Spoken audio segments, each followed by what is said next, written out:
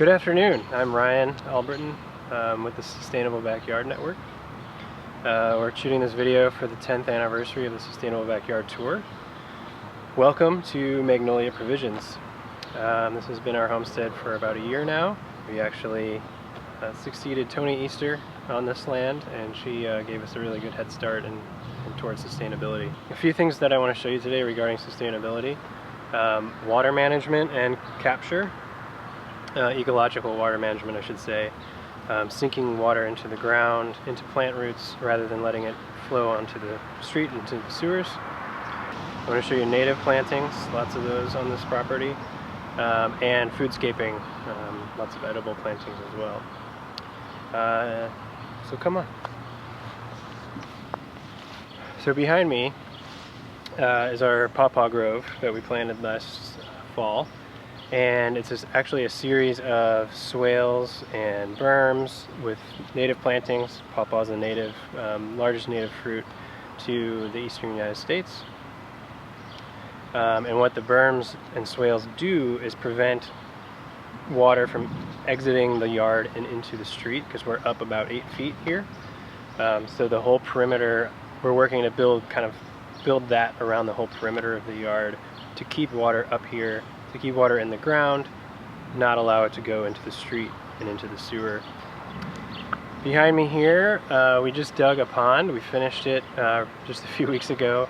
Still kind of slow to get some plants established, but there's a bunch of native plants in there. We're looking to add more as well.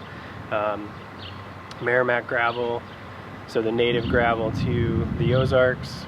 And we're just looking to establish another ecological zone here, so a wetland environment for insects and plants that otherwise we wouldn't be able to invite here. The dragonflies still haven't showed up yet, but we're confident they will. But the other thing that this pond does for us is it's an auxiliary storage for water. There's about 600 or so gallons in this pond right now. It's our goal to actually hook gray water from our kitchen into the pond through a series of wetland filters, but that's for next year. Behind me we have two really important components of our rainwater management system. The main rain catchment tank, which holds 1,000 gallons of rainwater off the roof. If you're interested in installing a rain tank, you really want to size it to your roof. So the ideal water capture amount is 1 inch of rain from your roof. So there's calculators on the internet that you can find.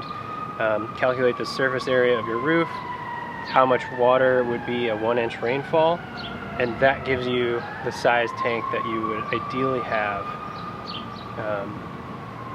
for your house. The other thing that's really important about rain tanks is that you have a properly plumbed overflow, because there's always going to be a 3-inch rain instead of a 1-inch rain, and you're not going to be home to shut the tank off, so you need a place for the water to go. So right here is a rain garden. So the tank, when it's full, it overflows into the rain garden, and all these plants absorb the water. And you want to have rain gardens at least 10 feet away from your foundation, and that's actually per MSD. The Project Clear rainwater grants, that's their recommendation there. Behind me here is just our vegetable garden, our kitchen garden. We set it up in market garden style, so 3-foot berms are the planting rows, and then about 30-inch pathways between them to give us plenty of access around the berms. It allows for really easy irrigation, so all of these berms have drip irrigation running along them. And we're growing a lot of food. A couple things to point out in this frame.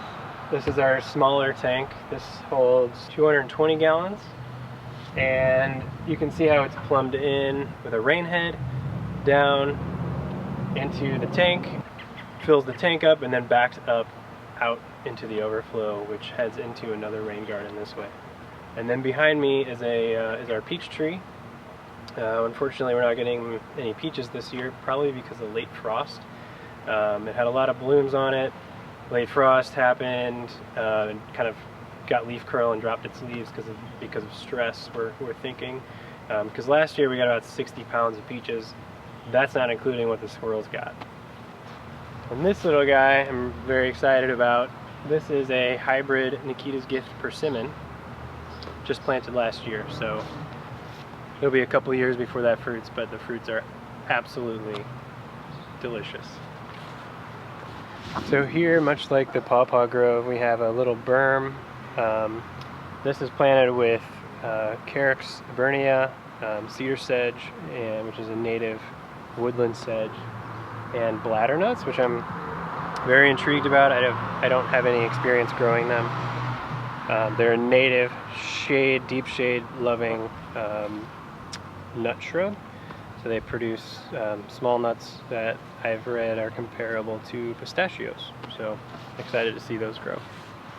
One final thing I want to mention is we're working towards a no-mow lawn.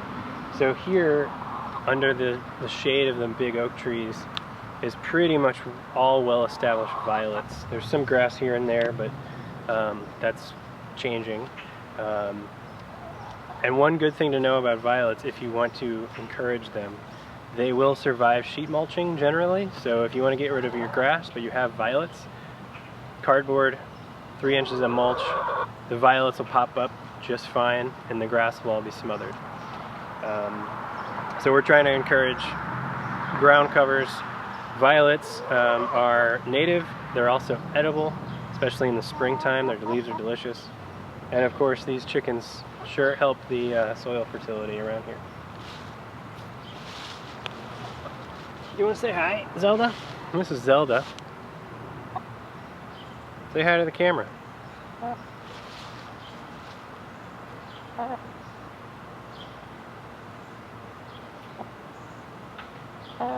Say hi, Zelda. Zelda says hi. Sit down, all I am is listless, wondering how I'll even cope. I've fought you for days. There's too many ways to see it.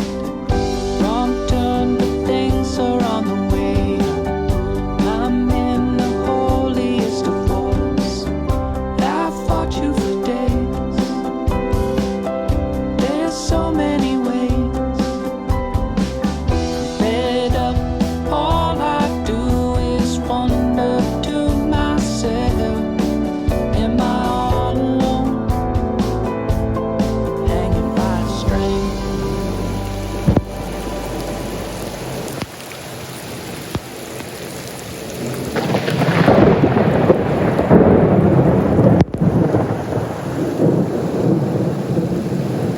Wanted to come back outside and compare and contrast those two areas. It literally just thunderstormed real big. And the Pawpaw Grove, there's no running water. It's absorbing water very nicely. And then where the berms aren't, you can see water just flowing right out into the street and adding to the river that is now going into the storm drain. A peek in the rain garden when it's raining. Tons of standing water ready to be absorbed into the soil. In my